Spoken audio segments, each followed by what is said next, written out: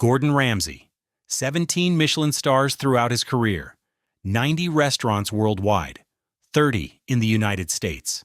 Las Vegas has 6 Gordon Ramsay restaurants: Hell's Kitchen at Caesar's Palace, Burger at Planet Hollywood, Steak at Paris, Pub and Grill at Caesar's, Fish and Chips at the Linq, Ramsay's Kitchen at Harrah's. 6 locations, combined thousands of reviews, ratings from 3.6 to 4.4, complaints about overpricing, inconsistent quality, and disappointing execution. This is Gordon Ramsay's Vegas empire. Which restaurants work? Which disappoint?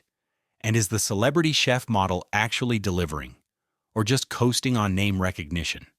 Let's rank them worst to best and see if Ramsay's Vegas restaurants live up to the hype. Number 5. Gordon Ramsay Pub and Grill. Location: Caesar's Palace. Rating: 3.6 out of 5 on TripAdvisor from over 6,000 reviews. That's the lowest rating of any Ramsay restaurant in Vegas. The concept sounds good. English pub food with Ramsay's style. Fish and chips, beef Wellington, onion and ale soup. 36 beers on tap. Connected to the casino floor for easy access. The execution? Disappointing. Reviewers consistently complain about overcooked or undercooked meals.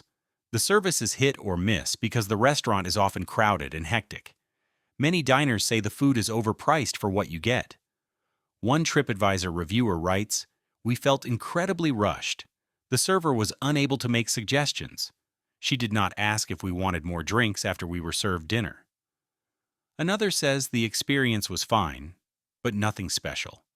For a Gordon Ramsay restaurant, fine but nothing special is a failure. You're paying premium prices for the celebrity name. If the food and service are just okay, why not eat somewhere cheaper? The pub side of the restaurant connects to the casino, which creates chaos. It's not a relaxing English pub experience. It's a loud, crowded casino restaurant with pub food. Number 4. Gordon Ramsay Fish and Chips. Location: the Linq Promenade. Rating: 4 out of 5 from over 1,800 reviews. Sounds decent until you read the actual reviews. The mission was simple: help Americans fall in love with British fish and chips. The execution failed. Customers say the fish is greasy, bland, and shaped weirdly. The chips resemble McDonald's fries, not traditional chunky British chips. One TripAdvisor reviewer writes, "Took my wife to get a fish and chip supper. It was disgusting and massively overpriced. Greasy chunks of fish shaped like nunchucks." Another reviewer notes the food is nicely presented but completely flavorless. The batter lacks seasoning. The fish has no taste. The chips are generic fast food fries. The biggest complaint is price. You're paying Gordon Ramsay prices for mediocre fish, and chips you could get better and cheaper at a local pub anywhere. Fish and Chips opened in 2016 at the Linq Promenade. It's fast casual with no reservations required. The location is convenient for tourists walking Fremont Street, but convenience doesn't justify bad food at high prices. This restaurant proves that celebrity chef branding doesn't automatically mean quality. Ramsay's name is on it, but the execution is subpar. Number 3. Gordon Ramsay Steak. Location: Paris, Las Vegas. Rating: 4.1 out of 5 from over 5,600 reviews. Gordon Ramsay Steak was Ramsay's first Vegas restaurant, opening in 2012. The concept is a modern fine dining steakhouse with London flair. 2-story dining room, chef's table, private dining rooms, tasting menu for $199 per person. The food quality is generally good. Reviewers praise specific dishes. The beef Wellington is often mentioned positively. The steaks are cooked properly most of the time. The atmosphere is elegant with the Union Jack flag on the ceiling and the Channel entrance transporting you from Paris to London. So why is it only number 3, price versus value? The restaurant is very expensive. The tasting menu is $200. Individual steaks range from $50 to over $100 depending on cut and quality. TripAdvisor breaks down reviews by service, food, value, and atmosphere. Gordon Ramsay steak scores well on service, food, and atmosphere, but value is below 4 stars. That tells you everything. One reviewer writes, "The food and atmosphere were great. The wait staff was very attentive and the food was cooked to perfection. It's a bit pricey, but you pay for the experience." Another reviewer who visited twice, 10 years apart, had a revealing experience. First visit in 2014. Beef Wellington was amazing. Second visit in 2024. American Wagyu rib cap was disappointing. The rib cap cost more than $80 but didn't wow. The reviewer said it tasted like regular skirt steak, not premium Wagyu.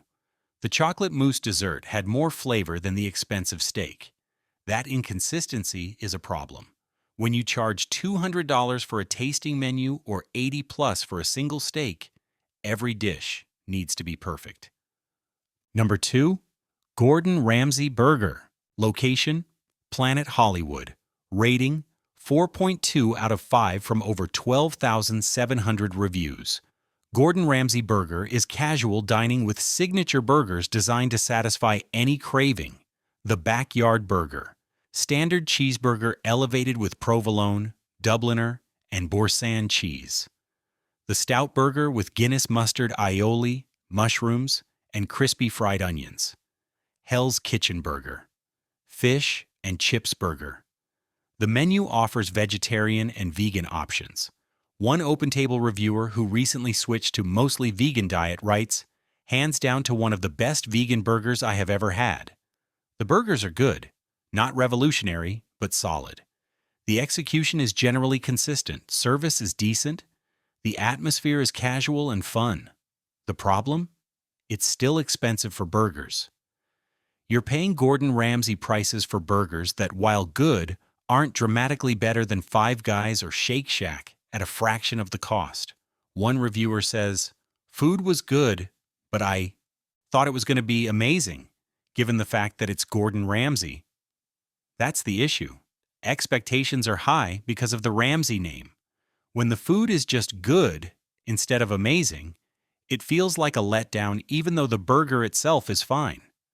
Gordon Ramsay Burger works because it doesn't overpromise. It's casual. It's approachable. But it's still overpriced relative to quality. Number 1. Gordon Ramsay Hell's Kitchen. Location: Caesar's Palace, in front of the resort overlooking the Strip. Rating: 4.4 out of 5 from over 20,000 reviews. Hell's Kitchen is Gordon Ramsay's most iconic restaurant concept. The television show premiered in 2005 and made Ramsay a household name in America. The Las Vegas restaurant, opened in January 2018, recreates the TV show set. You walk in and immediately see the red and blue kitchens, the division between teams, chefs working masterfully preparing each dish, floor-to-ceiling windows overlooking the Strip, fire and ice-themed decor, seats over 300 guests, chef's tables, private dining rooms, contemporary bar.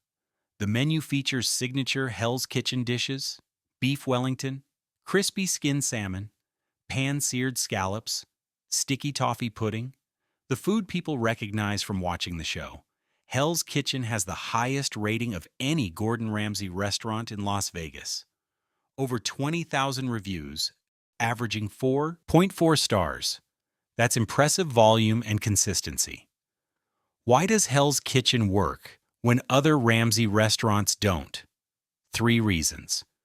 First, the experience matches expectations. You're paying for the TV show atmosphere as much as the food. When you walk into Hell's Kitchen, you get exactly what you expected from watching the show. The red and blue kitchens, the open kitchen where you can watch chefs work, the signature dishes. It delivers on the promise.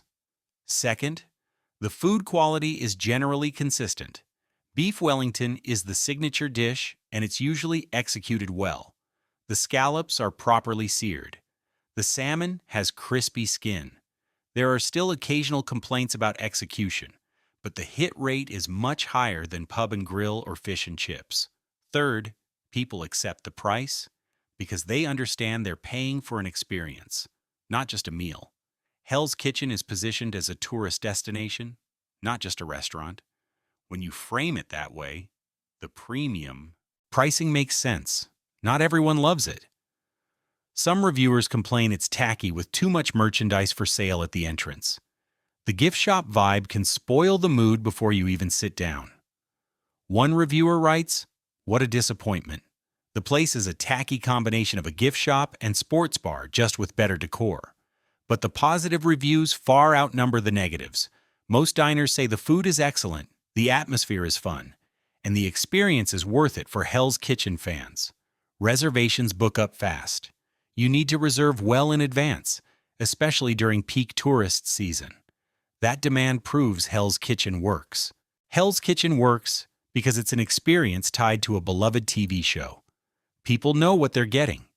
The execution mostly matches expectations. The food quality is consistent enough to justify the price. Burger works because it's casual and approachable. Expectations are moderate. When you get a good burger, you're satisfied even though you overpaid slightly.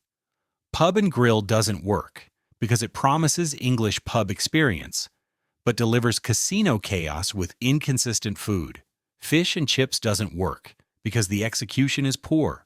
Greasy, bland fish at high prices is inexcusable for a chef known for quality. Steak is hit or miss. Sometimes it's great, sometimes it's disappointing. At $200 for tasting menu or $80+ for a steak, inconsistency is unacceptable. Here's the fundamental issue. Gordon Ramsay isn't in these kitchens. He's a brand. His name and image sell reservations. But the actual food is prepared by hired chefs executing recipes Ramsay developed. When celebrity chefs expand to 10, 20, 90 restaurants, quality control becomes impossible. Ramsay can't personally oversee every kitchen. He relies on training systems, recipes, and staff to maintain standards. Sometimes it works. Hell's Kitchen is proof, but often it doesn't. Pub and Grill, Fish and Chips, and the inconsistency at stake prove that slapping a celebrity name on a restaurant doesn't guarantee quality. Every single Ramsay restaurant in Vegas charges premium prices. You're paying for the name. But does the name justify 20 to 50% markups compared to comparable non-celebrity restaurants? Sometimes yes. Hell's Kitchen delivers an experience worth the premium. Sometimes no. Fish and Chips is garbage at premium prices.